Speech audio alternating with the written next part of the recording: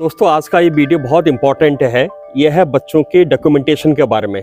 बच्चों के डॉक्यूमेंट जितने स्पष्ट रहेंगे, क्लियर रहेंगे, उसमें डेटा जितनी साफ सुथरी रहेगी, बच्चों को उतना एडवांटेज होता है। अगर डेटा जो प्राइमरी डॉक्यूमेंट में अगर डेटा गड़बड़ हो जाए, एग्जाम्पल के तौर पर बर्थ सर्टिफिकेट में मदर का नाम, फादर का नाम, बच्चे का नाम, डेट ऑफ बर्थ, ये अगर सही रहेगी तो यहाँ से पूरे डॉक्यूमेंट्स की शुरुआत होती है।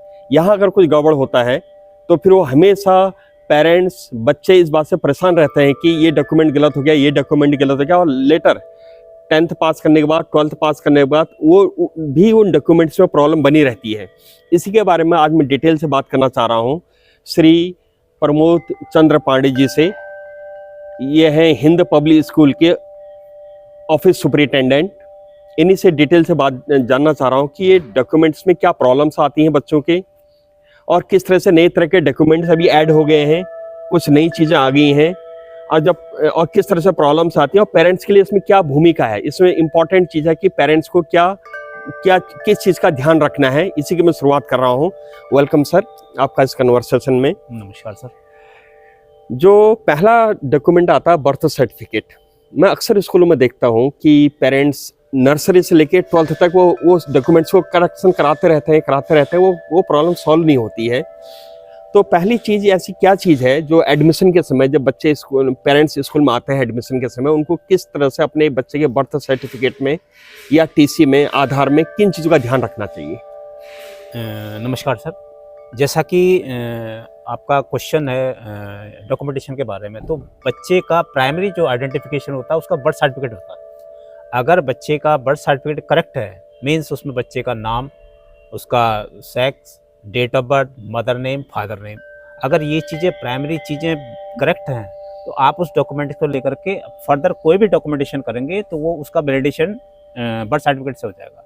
ऐसे ही जब बच्चा प्राइमरी एजुकेशन के लिए जाता है, इसमें बर्थ सर्टिफिकेट में जनरली किस तरह की प्रॉब्लम्स आती हैं स्पेलिंग को लेके? प्रॉब्लम्स ऐसा है, बेसिक जो प्रॉब्लम्स आती है वो नाम को लेकर के ज़्यादा आती है। कुछ पेरेंट्स रहते हैं कि भाई मेरे बच्चे का नाम आदित्य है, तो parents defined ADITIY, but mother is saying कि डबल ए होना चाहिए। तो अब डबल ए कहाँ से होगा, वहाँ तो सिंगल ए है। तो ये बेसिक प्रॉब्लम आपकी डबल ए वाली और सिंगल ए वाली ये प्रॉब्लम क्रिएट करेगी। कब तक? जब तक आपका वो बच्चे का डॉक्यूमेंटेशन करेक्ट नहीं होता।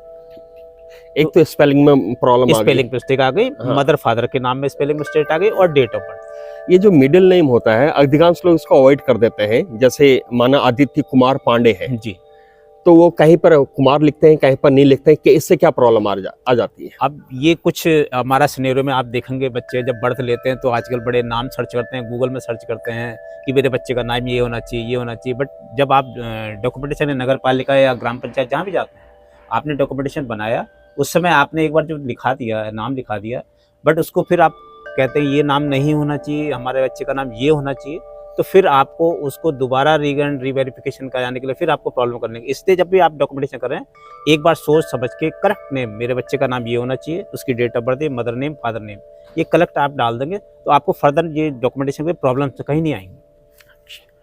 एक दूसरा डॉक्यूमेंट बनता है कि टीसी का। जी, वो कहीं से बच्चे टीसी कटा के लाए किसी स्कूल से, वहाँ पर गलती होगी, फिर वो कैरी होते रहता है वो मिस्टेक। तो इसको ये टीसी वाले पे क्या ध्यान देना चाहिए पेरेंट्स ने जब वो किसी स्कूल से टीसी कटाते हैं? तो देखिए ये भी इंटरकनेक्ट हो गया आपका। हाँ। क्योंकि आपका बर्थ सर्टिफिकेट ही प्राइमरी डॉक्यूमेंटेशन है। अब कहीं आपने प्राइमरी डॉक्यूमेंटेशन करेक्ट लगाया है तो आपको जब फर्दर जब तक आप स्टडी कर रहे हैं कोई प्रॉब्लम आने वाली नहीं है। अगर आपका प्राइमरी डॉक्यूमेंटेशन गलत है तो आपको आगे भी प्रॉब्लम फेस करनी पड़ेगी, और प्रॉब्लम आप फेस हो रही है क्योंकि अभी डिजिटाइजेशन जैसे जैसे हो रहा है, ऐसे ऐसे आपको बहुत प्रॉब्लम फेस पड़ेगी। तो अगर आपका टीसी में माना सपोजिंग गलत हो गया है, तो आप जहाँ से प्राइमरी एजुकेशन आपने करी है, आप वहाँ पे अपना डॉक्यूमेंटेशन करेक्ट करा लीजिए। मीन्स वहाँ जाकर के अपना बर्थ सर्टिफिकेट करेक्ट दीजिए, आप करेक्शन करने के लिए टीसी में अपना नाम करेक्ट करा लिए। एक बार आप करेक्ट टीसी लेकर के आएंगे तो जो एडॉप्टेड स्कूल है जो बच्चे को अडॉप्ट कर रहा है, वो टीसी करेक्शन टीम में जो करेक्ट टीसी है उसके बेस पे आपका करेक्ट एडमिशन करेगा। एक बार करेक्ट नाम हो गया फिर आपको फर्दर आगे प्रॉब्लम आने वाली नहीं है। एक जो आजकल चल रहा है पैन, PEN, पैन, ये पैन क्या चीज़ है और इस पे पेरेंट्स ने क्या ध्यान रखना है? देखिए, मिनिस्ट्री ऑफ एजुकेशन ने एक पोर्टल स्टार्ट किया था, यूडाइस पोर्टल। पहले इस पे टीचर्स लेवल पे काम होता था, बट लास्ट 4-5 साल से इसमें स्टूडेंट का पोर्टल भी लॉन्च किया गया। तो हम लोगों ने भी अपने बच्चों को, स्कूल्स के बच्चों को पोर्टल पर पेरेंट्स डाला हुआ है। ये यूडाइस को कैसे समझे? यूडाइस अगर कोई पेरेंट्स समझना चाह रहा है, क्योंकि देखिए- टेक्निकल है ये, जी, इसको इजी शब्दों में कैसे समझे पेरेंट का? अच्छा, यूडाइस होता है और इसमें हमें ये चीज ध्यान में रखना है। देखिए मिनिस्ट्री ऑफ एजुकेशन ने एक पोर्टल बनाया है, इसका नाम है unified district information system for education. एक आपको लगेगा यूनिफाइड है मीन्स यूनिक चीज़ है। तो इसमें जो भी बच्चे का पार्टिकुलर्स हम डाल रहे हैं वो उसका यूनिक है। यूनिक इन द सेंस कि वो बच्चे का नाम हो सकता है, राम राम वाले 4 बच्चे भी हो सकते हैं, बट इस यूडाइस पोर्टल से हम बच्चे को एक परमानेंट एजुकेशन नंबर डिफाइन कर रहे हैं। अच्छा, जनरेट वहां से हो रहा है। जनरेट वहां से हो रहा है। जैसे आप आधार कार्ड बनाने जा रहे हैं, यूनिक नंबर मिल रहा है, सेम आपको permanent education number UDISE portal से जनरेट हो रहा है। जनरेट हो रहा है, ठीक ठीक ठीक। This is only for district level and block level wise. मतलब डिस्ट्रिक्ट करेगा उसको ब्लॉक लेवल डिस्ट्रिक्ट पर। पे जो है ब्लॉक लेवल में मेंटर करता है, ये आपका नेशनलाइज लेवल पे है। उसके बाद स्टेट लेवल पर आ रहा है, स्टेट के अंदर डिस्ट्रिक्ट है, डिस्ट्रिक्ट के अंदर ब्लॉक लेवल पे हो। बेसिक यूनिट्स का ब्लॉक लेवल पे जितने भी स्कूल हैं वो अपने ब्लॉक लेवल अपने पे स्कूल वो अपने यूडाइस में जाएंगे, जी। वहीं से वो डेटा जनरेट होगा, वहीं से फिर पैन जनरेट होगा। बेसिक क्या है कि यूडाइस जो एक हम बोल रहे हैं, स्कूल को एक यूडाइस नंबर मिला हुआ है। ठीक। तो हर स्कूल की एक आइडेंटिटी है कि हमारे स्कूल का ये यूडाइस नंबर है। तो हम अपने यूडाइस नंबर से पोर्टल पे लॉगिन करके बच्चों का डाटा मेंटेन करते हैं, उनको रिकॉर्ड करते हैं सारा। ठीक। ये पैन किस तरह का, पैन क्या चीज है? ये पैन में क्या क्या चीज होता है? कोई नंबर होता है या कुछ क्या होता है? देखिए ये एक 11 डिजिट का परमानेंट एजुकेशन नंबर है। जैसे हम आधार को आइडेंटिफाइड कर रहे हैं, ऐसे ही बच्चे को आइडेंटिफाइड करने के लिए परमानेंट एजुकेशन नंबर है। अब आपका बच्चा कहीं टीसी लेकर के जाता है तो आपके बच्चे को हम जो परमानेंट एजुकेशन नंबर देंगे 11 डिजिट का, वो उस स्कूल में शो करेगा। तो वो डिजिटली आपका डाटा सारा माइग्रेट करके अपने स्कूल में ले लेगा। ठीक। आपको ऑनलाइन पोर्टल पे करने की जरूरत नहीं है, डिजिटल सारा आ गया। अब आपको वहाँ पे अपने स्कूल्स का जो नया आप एसआर नंबर जनरेट करेंगे वो दे दीजिए आप उसको, और उसमें आपको कुछ नहीं करना है। उसका मोबाइल नंबर चेंज करना चाहते हैं वो चेंज कर लीजिए, एड्रेस चेंज करना है वो चेंज करिए, बाकी सब आपका डाटा माइग्रेट डिजिटली हो जाएगा। ओके, इसमें पेरेंट्स का कोई रोल है? इसमें पेरेंट्स का रोल केवल इतना है कि वो जब आपका अपना बच्चे का एडमिशन कराएं या टीसी लेकर के जाएं तो उस स्कूल में करेक्ट इन्फॉर्मेशन आप स्कूल को सबमिट कीजिए। अदरवाइज फिर आपके लिए प्रॉब्लमेटिक रहेगा डिजिटाइज है। अगर डिजिटली आपका गलत पड़ा हुआ है और आप कुछ और डॉक्यूमेंटेशन ऑफलाइन लेके जा रहे हैं तो फिर आपको प्रॉब्लम डिजिटली फेस करनी पड़ेगी। तो इसलिए आपका offline plus digital both data are same, ये सेम होंगे तभी आपको प्रॉब्लम फेस नहीं करनी पड़ेगी।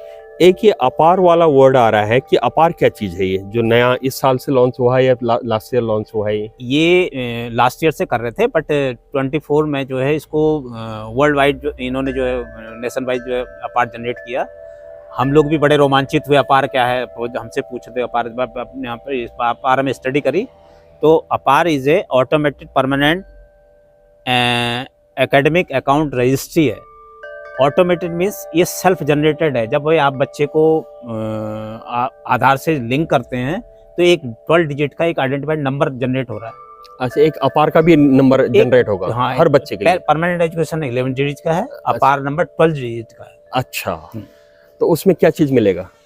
ये बच्चे का आपके जितना भी डिजिटली आपका एकेडमिक रिकॉर्ड है ये इसको स्टोर करता है। अच्छा, मीन्स अब आपने बच्चे ने कहीं एक्स स्कूल में एडमिशन लिया, वो एक्स स्कूल वाले ने जब आपका पोर्टल पे जा करके इसका अपार जनरेट किया, अपार जनरेट तभी होगा जब आपका आधार कार्ड का रिकॉर्ड सही होगा। मीन्स अब आप कहीं बच्चे के लिखे गए, आपने लिखा वहाँ पे प्रमोद चंद्र पांडे आधार कार्ड में, और आप अपने स्कूल में बर्थ सर्टिफिकेट दे रहे हैं प्रमोद पांडे, तो बर्थ सर्टिफिकेट के बेस पे स्कूल आपका रिकॉर्ड करता है प्रमोद पांडे। जब आप आधार कार्ड से लिंक कर रहे हैं तो वहाँ पे चंद्र लगा हुआ है, तो चंद्र ना लगने की वजह से आपको वैलिडेट नहीं करेगा। अच्छा, इसीलिए आपको आधार कार्ड, बर्थ सर्टिफिकेट, ये बोथ जो है रिकॉर्ड आपके सेम होने चाहिए, तभी आपका वैलिडेट होगा, अदरवाइज वैलिडेट नहीं होगा। वैलिडेट नहीं होगा तो आपका आधार नंबर जनरेट नहीं होगा। ये प्रॉब्लम हम भी फेस कर रहे हैं, क्योंकि बच्चों में कहीं नाम का मिस्टेक हो रहा है छोटा छोटा, कहीं डेट ऑफ बर्थ का मिस्टेक हो सकता है, किसी और चीज़ में मिस्टेक हो सकता है। तो ये सारी चीज़ें हो सकता है बच्चे ने बायोमेट्रिक नहीं कराई हो। अब आधार का 10 साल के बाद अब बच्चे को बायोमेट्रिक करानी कंपलसरी है। तो ये भी इशू फेस कर रहे हैं। ओके, तो अपार में कहाँ से कहाँ तक एकेडमिक रिकॉर्ड रहेगा अपार में? नर्सरी से लेके ग्रेजुएशन, पोस्ट ग्रेजुएशन जितना कर रहा है वहाँ तक का, या कोई स्पेसिफिक कहाँ से कहाँ तक का है? देखिए अभी जो बच्चे ऑलरेडी रजिस्टर्ड हैं यूडाइस पोर्टल पे, जो बच्चे पढ़ रहे हैं उनको ऑलरेडी जनरेट हो चुका है। अच्छा, मैक्सिमम करीब 80% 90% हम लोगों ने जनरेट कर दिया है। बाकी 5-10% का प्रॉब्लम वही फेस कर रहे हैं कि उनका रिकॉर्ड थोड़ा सही नहीं, उनको हम करेक्ट करा रहे हैं। पेरेंट्स को रिक्वेस्ट भेज रहे हैं कि अपने बच्चे को आप करेक्ट करा लीजिए, क्योंकि आपके आगे अपार जनरेट जनरली, क्योंकि ये प्रॉब्लम आपको आगे भी आएगी। बच्चा जब माइग्रेट होकर कॉलेज पे जाएगा तो कॉलेज में फिर यही आपका अपार नंबर जनरेट होगा। वहाँ से अगर जनरेट है तो ऑलरेडी डिजिटली ट्रांसफर हो जाएगा। अदरवाइज वो भी, अब जैसे मेरा बेटा है, उसने 12th पास कर दिया, उसका अपार नंबर जनरेट नहीं है, बट अभी कॉलेज में लेवल में जब जाएगा तो उसको भी अपार नंबर कॉलेज से जनरेट होगा। अच्छा, होना हर बच्चे कंपलसरी है। जो बच्चे 25-26 में कहीं भी एडमिशन लेंगे स्कूल्स में, तो उनका 25-26 से बिगिनिंग से ही रिकॉर्ड ट्रैक हो जाएगा। जो बच्चे पास आउट हो चुके हैं उनका अभी से वो कॉलेज लेवल पे या स्कूल लेवल पे जनरेट होगा। ऐसा आप जैसे ये करेक्शन का काम आप देखते रहते हैं, तो जनरली किस तरह की मिस्टेक्स आपके संज्ञान में आती हैं, आपके नज़रों में आती हैं कि हाँ ये गड़बड़ हो रहा है, ये गड़बड़ हो रहा है, यहाँ ये इस तरह की मिस्टेक है, इस तरह की किस तरह की मिस्टेक्स आप जनरली ऑफिस में आपको मिलती हैं? देखिए हमें जनरली जो ये इनके रिकॉर्ड में, देखिए रिकॉर्ड में जनरली हमें बेसिक चीज़ें छोटी छोटी मिलती, बहुत छोटी छोटी माइन्यूट सी मिलती हैं। हाँ। उसमें ये प्रॉब्लम आ रही है, किसी में जो है अब लिखा है मोहम्मद, अब कोई लिख रहा है MOHD, कोई MOHAMMAD लिख दे रहा है फुल फाइनल। तो छोटी छोटी चीज़ें, कोई नाम का डिफरेंस आएगा, मैंने बताया PUJ लिख रहा है तो उनने लिखा है POOJ। तो हम पेरेंट्स को कन्वे करते हैं उसी at the time of admissions कि आपके ये अगर सेम है तो कोई प्रॉब्लम नहीं, अगर कहीं मिसमैच है तो हम पेरेंट्स को कहते हैं आप ये करेक्ट करा लीजिए, क्योंकि आप बाद में प्रॉब्लम फेस करेंगे।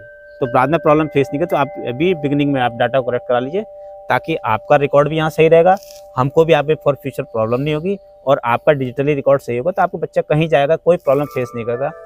2 चीज़ें होती हैं इसमें, एक तो होता है सिविल के तौर पे और एक होता है डिफेंस के तौर पे।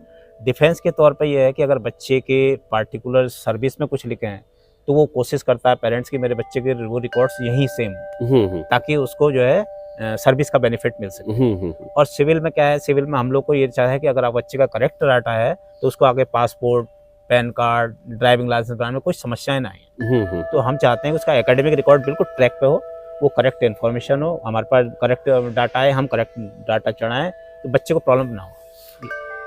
जो लास्ट मेरा क्वेश्चन है वो ये है कि पेरेंट्स को 3-4 चीज़ें कौन सी हैं जो बहुत ज़्यादा ध्यान रखना चाहिए बच्चे के एडमिशन के समय, ताकि डॉक्यूमेंट्स प्रॉपर बने रहें? देखिए जो भी पेरेंट्स अपने बच्चे को एकेडमिकली शिक्षा देना चाहते हैं, या अभी जो आने वाले पेरेंट्स हैं, उनको मेरा यही सजेशन है कि एक तो बर्थ सर्टिफिकेट आप बिल्कुल करेक्ट बनवाइए।